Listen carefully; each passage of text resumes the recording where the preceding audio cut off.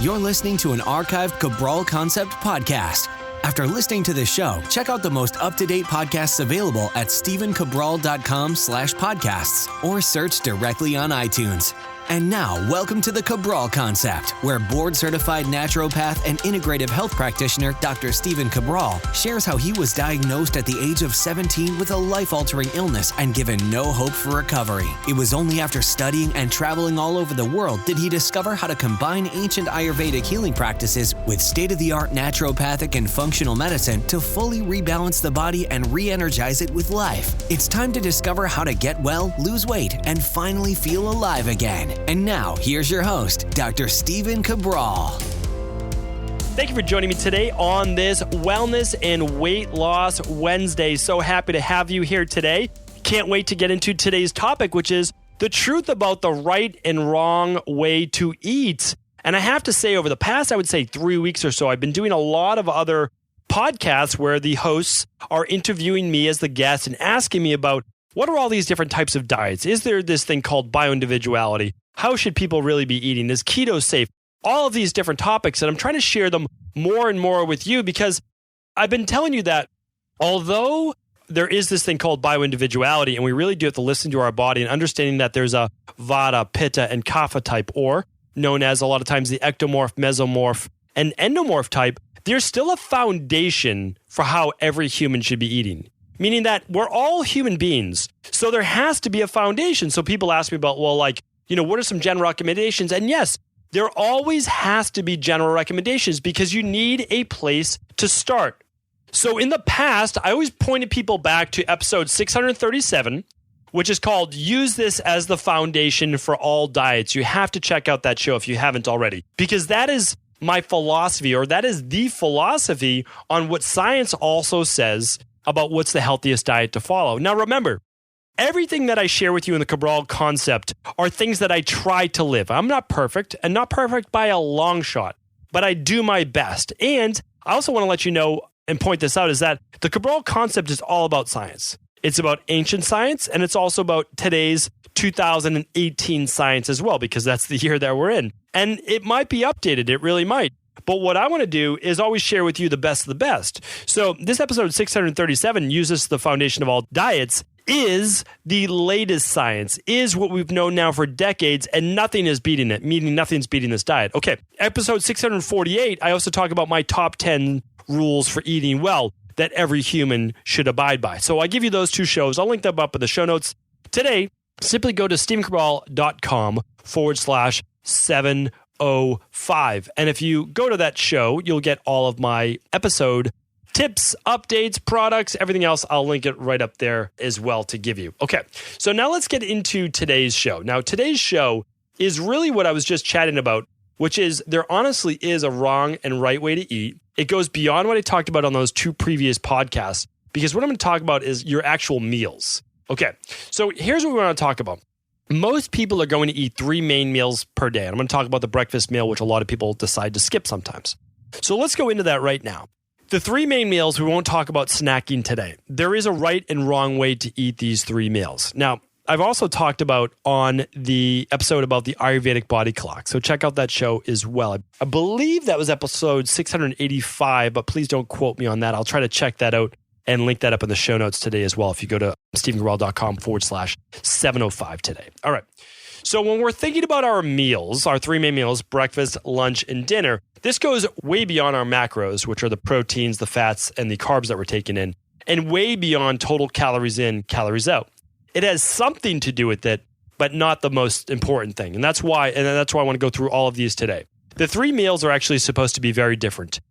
Every single Eastern-based philosophy, Eastern-based form of medicine, such as traditional Chinese medicine, Ayurvedic medicine, just to quote the 2 largest ones, Taoist medicine, all of these, though, are included in that. They consider the meals very different because of the time of the day. Now, let's talk about breakfast first. All right. So breakfast, what do we know? Well, just from yesterday's show, hopefully you tuned into that. That's about the Ayurvedic morning rituals, the detoxification rituals. We talk about how our body in the morning, and this is why yesterday's show is so important, is talking about how your body is detoxifying, okay? think about this. Let's just say you stop eating at 8 o'clock at night or 7 o'clock at night, whatever it might be. All right. You probably haven't consumed a lot of fluid before bed in the next couple hours because, well, you don't want to wake up to have to urinate during the middle of the night or whatever it might be. All right. So let's say you're waking up at 6 o'clock, 7 o'clock the next morning. You've gone about 10 to 12 hours without consuming any fluid. And over those 10 to 12 hours, your body has done its most important detoxification work. That means between 10 o'clock at night and 2 o'clock in the morning. That's why the Ayurvedic body clock is so important as well. The circadian rhythm. That's when your body is doing just a ton of detoxification. So that means your body is literally removing waste. And this is natural waste. It just happens from our cells, but it has to be removed from the body. So our bodies are literally cleaning house overnight. I've talked about that a lot in the past. I've talked about that yet on yesterday's show, number 704. So what happens is now it needs to be removed out of the body. And that's why on yesterday's show, I talked about 5 ways to remove all that waste from your body so that it doesn't just get reuptaken into the blood, which we don't want because that's going to make us feel more sluggish, more puffy, more swollen. Our skin's not going to look as clear or as vibrant. All right. So breakfast has always been known throughout the ages to be mainly liquid based. Why is that so important? Well, it's because when we wake up in the morning, we haven't drank anything for half a day. We don't think of it like that because we consider our day when we're awake. Well, a lot of your day is when you're asleep. So if you're asleep from, let's just say 10 at night to 6 in the morning, all right, that's hopefully when most people are trying to get to bed or stay asleep. If you're not, that's okay. But it's not, well, you want to improve it, but that's okay for the message of today's show, which is if you stop drinking things at 8 o'clock at night, you woke up at 6, and that's 10 hours right there. Now, if you went a couple more hours after you showered or whatever, you'd be at close to half a day. That's a long time without any fluid in your body. And a lot of people wake up and they just have coffee. Coffee is not the hydrating liquid that you're looking for. So honestly, this next time people have water is maybe mid-morning, maybe lunchtime. That's it. It's not a good thing. And when you're talking about your body being 2/3 water, your blood plasma being about 90%, your muscles being about 72% water. I mean, this is the staff of life. This is what you live off of is water. You need that. So when you wake up, I talked about this on yesterday's show, and I talked about that in my top 10 rules of eating. All of these things is that you need to consume 8 to 12 ounces of water upon waking. Sure, squeeze some lemon in it, squeeze some lime in it if you'd like. Put a little pinch of sea salt, put some greens powder, whatever you'd like to do. Again, you can do all of those things. They're all great, but it's liquid. It's water. We need that to hydrate the body. Ginger tea would also be fine. Get that in there. Get that in there to flush your body of this waste. We're dehydrated. We need to circulate that waste. We need to flush it out of our body. We need to be urinating. We need to have a bowel movement in the body. That's not really going to happen unless you give your body a lot of hydration, a lot of fluid. Your colon, the stool can be dehydrated, which is a lot of times why Vata body types have a difficult time with constipation. Again, we need to get that body hydrated. It's also why I'm always telling my private wellness clients, and it's what I want to tell you, liquid before lunch, okay? Get as much fluid into your body as possible. That's why when I wake up, I do my water with the lime, the pinch of sea salt, and I put in my daily fruit and vegetable blend. That is an hour before, a half hour before at least, I do my smoothie. Okay, I shower, I get ready, and before I leave the house, I'm grabbing my smoothie to go. And I make that very simply with a couple of cups of berries, some greens in there. I do that with a little bit of healthy fat, and then I'm putting in my daily nutritional support powder, okay? And a lot of water. I put in a ton of water in my smoothie. I'm putting in 20 ounces plus all the stuff I added there, which are water-based fruits and veggies, all that great stuff. Why? Well, that's making me like 30-plus ounce smoothie, and I just drink that through the morning. So again, my breakfast isn't just in 5 minutes. I'm time releasing all of this great nutrition into my body. My life literally changed when I started going to bed the same time each night, waking up within a half hour the same time every morning, and doing my smoothie every morning. That's when my life truly changed because I gave it everything it needed. I gave it sleep. I put it back in circadian rhythm. I started to get in bed earlier. I started to get in bed, work with my circadian rhythm, wake up when my cortisol levels would naturally be rising. I hydrated my body and I gave it a ton of superfood nutrition. That's it. Like that is there's a lot more that I did, but that ultimately was the game changer in terms of energy, hydration, vitality. That was it. So that's what I'm doing. And oftentimes I'm doing a little bit of oatmeal as well. And the oatmeal, but again, if I'm doing some berries on there, if I'm doing things like that, what is it? Well, it's liquid. Oatmeal is basically liquid. It's mush. And that is how you're going to keep your own energy as well. It's so important to understand that the majority, or I should say at least a third of all of our energy for the day goes to digestion. So if you're not a morning person, if you don't have a lot of energy in the morning and you put in a heavy breakfast, well, you're only going to be more sluggish. You're going to need coffee to wake you up to get you going. If you do a light breakfast, again, detoxification, well, that's why it works great. It's also why a lot of people feel fantastic by skipping breakfast. They call it the intermittent fast, right? They just say, well, I believe in intermittent fasting as well. I just believe in it from 7 at night to 7 in the morning, 8 at night to 8 in the morning, just believe in it 12 hours overnight. Then I believe in most people, they start their day too fast. Like they start their day, they need a lot of energy. So I don't believe that fasting is necessarily the best approach for a lot of body types. It can work, and it can work in the short term, but maybe not forever. So, or maybe not every day of the week. Again, I do a intermittent fast as well, a longer one that does last longer for 24 hours. But again, like you can decide what works best for you, how many times per week, all of those things. But the reason why a lot of people feel great fasting is because they did just that. They did a liquid breakfast. They did nothing else. So they might just do water. They might just do a lemon water, or they just literally might not have anything until lunch. Why do they feel better? Well, the reason is this, is that they did not use a lot of their energy, which would be a lot of times used to break down all these heavy sausages and meats and things like that people are trying to break down in the morning. And instead, their energy then got to be used for natural biochemical-based processes in the body. Instead, again, your body was just able to keep more of its energy. Makes sense, right? So you can think of it a few ways. You don't necessarily have to not eat anything in the breakfast. You might want to just do a smoothie in the morning. Again, you can download my free smoothie recipe guide, which is just go to any podcast page, scroll to the bottom, you'll see the little image that says download this free smoothie guide. It's completely free. So that is one of the best ways to get started with your day. Ayurveda says it, you need to just do a detoxifying based breakfast. That's it. Very simple. In traditional Chinese medicine, they'll oftentimes do a soup. Okay. So you could do a soup for breakfast. What is it? Well, it's water. Again, everyone's saying the same thing, but in a little different language. That's it. Plain and simple. Get plenty of nutrition in the morning. A soup in traditional Chinese medicine contains lots of minerals, okay? Lots of minerals in that broth. Very simple, very straightforward. Now, lunch is the part where people are going to get to enjoy their largest meal of the day. Why? Well, their body's woken up, okay? It's now 11 a.m. or it's 12 o'clock, okay? In the Ayurvedic body clock, any time between 10 and 2 is a good time to have your lunch. Now, you might say, 10 o'clock, that's way too early. But remember, if you woke up at 5 or 6 in the morning, well, that's 5 hours later, right? So you've had some time now to actually be up for the day. So it does make a difference what time you're rising, obviously, is what time you have lunch. If you don't wake up until 8, well, you might not have lunch until 1, or you might not have lunch till 1:30 or so, okay? That's important as well. That's an important thing to look at. I try to have lunch right around the 12 o'clock hour. That allows me to have my smoothie through the morning, wait a couple hours, and then have my lunch. That seems to work well for me to have it right around there. But again, it might change for you. The other reason why this is nice is that at lunchtime, we've pretty much burned off of all of the nutrition we're going to use and we had in that light breakfast, okay? We've used up any blood sugar that our body might have had, again, from breakfast, as well as just what normal glucose would be. And now it's time to replace the fuel that we used up from the morning, okay? From 6 in the morning when you've woken up till 12 o'clock now or 1 o'clock.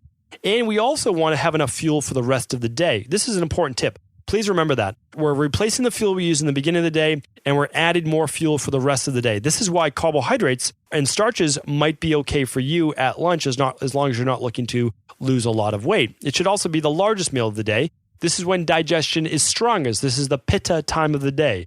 Okay, pitta is the time for transformation, mobilization. Okay, that's the pitta in the Ayurveda philosophy. So sun's directly overhead is the most catabolic time of the day. Energy is at its strongest. This is the time to have that meal that you would like, okay? Put in those, if you want to have some sweet potatoes, if you want to have some rice, if you want to do those types of things, great, because those starches, that energy will be used for transformation for life. And again, your serving size is now what has changed depending on your constitution, right? Depending on if you need to lose weight, gain weight, any of those things, that's what would change how much starch you're going to have, okay? Really, really important. So lunch is that time to have your biggest meal. It's always been said to do that. I've talked about it before, but in the past, supper, soup was another term for that, or another phrase, would always be a lighter meal then. Why? We're winding down our day. It's now the kapha time again in Ayurvedic times. This is the time not to pig out with the big meal, the burger and the fries, because you've been fasting all day. Remember, I know a lot of people are preaching that philosophy right now, and here's the deal. You can transform your body by doing that. I'm not saying you can't. If you skip every meal and just have all of your calories at night, you can still transform your body. Again, It works better for guys than it does for women, but you can still do it. But what I'm saying is that healthy? Okay. We're talking about health. We're not just talking about how to transform or lose weight. And that's, again, short-term based philosophy as well. We're talking about long-term optimal health. Long-term optimal health is not just about body transformation. I learned that the hard way. In my early 20s, I was able to really transform my body, put on a lot of muscle, try to get lean, all those different types of things. But I was certainly far from my healthiest. Maybe I looked my healthiest, but I wasn't on the inside, okay? I was not doing those correct things. So keep in mind, you are about to go to bed a couple hours after you have dinner. Now, if your dinner is heavy, a lot of heavy fats, a lot of heavy protein, what's going to happen is that your body is still going to be trying to move all of that protein and heavy fat out of your stomach while you're going to bed. And that shouldn't be the case. The food should already be removed and out of your stomach so that you go to bed feeling light. And so that detoxification can happen between that 10 p.m. and 2 a.m. hour.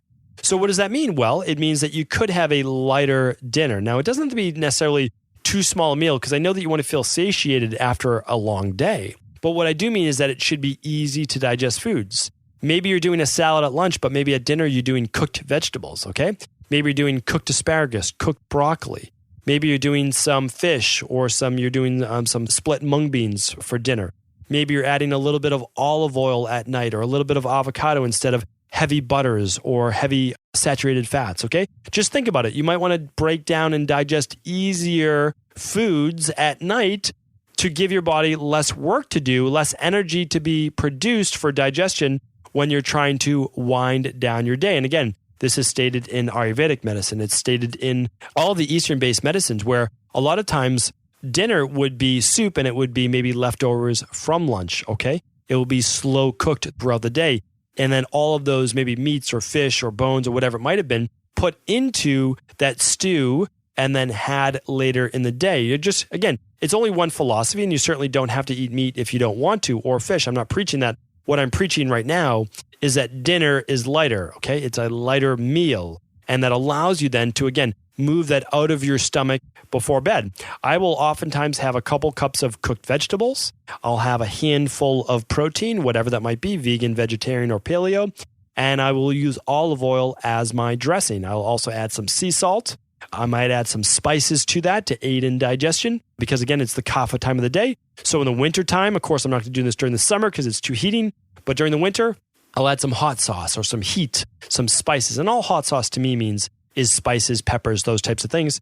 And that will allow me just to digest that food, break it down a little bit better. They might not work for you, but I'm just sharing a way that will aid in your digestion as well. So let's just do a quick recap. Liquid for breakfast, all right? Liquid before lunch. That is always the philosophy that I preach, and I'm preaching that because of detoxifying breakfast, okay? So if you're doing breakfast, just think of it. Lots of hydration, lots of water. Even if it's a bowl of berries, things like that. Again, it might not work for every constitution, but I want you to think of what I do, which is the water in the morning. Then I'm doing the smoothie. You can do some oatmeal. Again, a lot of cultures have always done things like soup or muesli, those types of things. Now, lunch should be that nice meal, somewhere typically between 11 a.m. and 1 p.m., but yours might be anywhere between 10 a.m. and 2 p.m. Now, you might do a mid-afternoon snack. I've talked about that in the past. I'm not going to talk about it on today's show. But then dinner is going to also then be an easier to digest meal. It doesn't have to be liquid, but an easier to digest meal. The end of the day, what did I talk about? Some cooked vegetables. I talked about some easy to digest fats and some protein in there to keep the meal balanced, keep you satiated so that you're not hungry. And you go to bed, though, with a nice empty stomach a couple hours after you finished your dinner. And then you are allowing for the natural detoxification process to take place, where then you're waking up the next morning and you're cleansing the body. Remember, literally, it's like the sun and the moon, right? We are literally diphasic beings. Remember, we are part of nature. We are breaking all these things down during the day. Then we're rebuilding at night when we're in this anabolic phase with the moon. And then we're removing that waste when we wake up in the morning. If you follow this body clock, again, it's an Ayurvedic body clock. It really is. But in the Ayurvedic body clock show, I didn't tell you exactly how to eat these meals.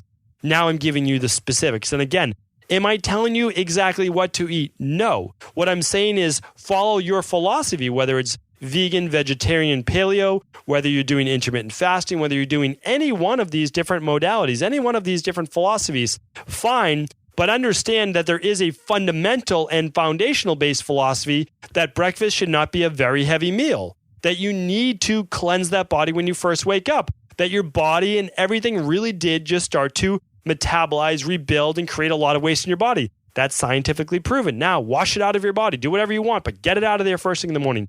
Okay, your body's woken up. It's now ready, time for you to eat lunch. That is always the largest meal of the day. Always has been through every single culture. It always has been up until maybe, 100 years ago or so, where we could sit down at night, we had electricity, we could have a bigger meal. That's the whole point, is it's very recent, okay? And it's not good for our health. Dinner, yes, enjoy a nice meal with your family. Enjoy a nice meal with friends or your partner, but do make it easy to digest. That's it. Very simple, very straightforward. It's a foundational way to eat. If you start to incorporate this into your current philosophy of eating, you're going to be so much healthier, but also you're going to increase your energy. That I have no doubt about. If you follow the natural rhythms, natural philosophies of healthy living, you will be a healthier human, and you will have no doubt increase your energy, vitality, and zest for life. Hopefully today's show was helpful. Please do feel free to share this show with anyone you believe it could help. Did you know that the body really only becomes sick or imbalanced in only 2 ways? Over time, you become deficient in vital nutrients, and you also accumulate toxins internally and from the environment. As those nutrients diminish and you increase your total toxic load, your body then begins to show the first signs of dis-ease. It's actually quite predictable, and the good news is that if we know how you began to fill up that proverbial rain barrel, we also know how to empty it to begin the healing process. I was fortunate enough to learn this ancient healing process from my mentor after suffering from debilitating diseases for close to a decade. It was only when I began to implement these techniques did I finally overcome my illnesses and go on to live a life of energy and vitality that I now enjoy. I'd like to share with you now what I discovered after traveling all over the world and how to combine the best of ancient healing wisdom with state-of-the-art science. Allow me to teach you exactly how I've been able to help over 250,000 people to empty their rain barrel and begin to transform their body and lives into what they've always hoped they could be. To get your copy of the international bestseller, The Rain Barrel Effect, simply go to stephencabral.com/rainbarrel.